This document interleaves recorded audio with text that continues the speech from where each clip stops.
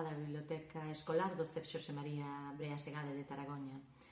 Para min o libro infantil e xuvenil en galego é recurso fundamental para a docencia e no meu labor como mediadora de lectura desde a Biblioteca Escolar.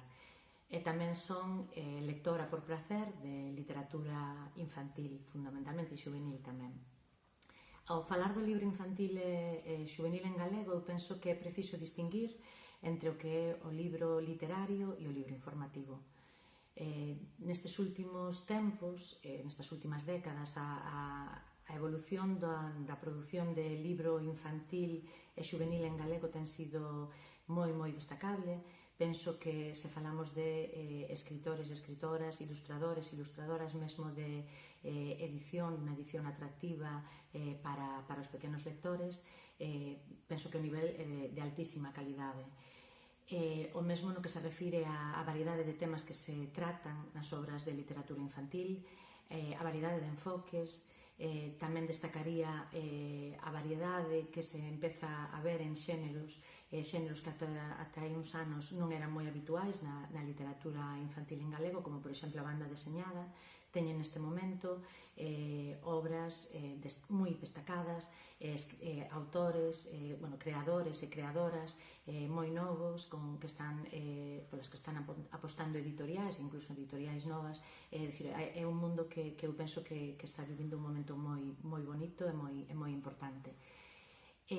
Tamén o tema da traducción, penso que é importante apostar pola traducción de grandes escritores de literatura infantil, grandes clásicos e grandes obras de literatura infantil, para que os nenos e nenas galegas podan lelos na súa lingua. Nese sentido tamén hai aposta de algunhas editoriais nos anos para aquí para facer este tipo de traducións, que me parece moi importante, moi interesante.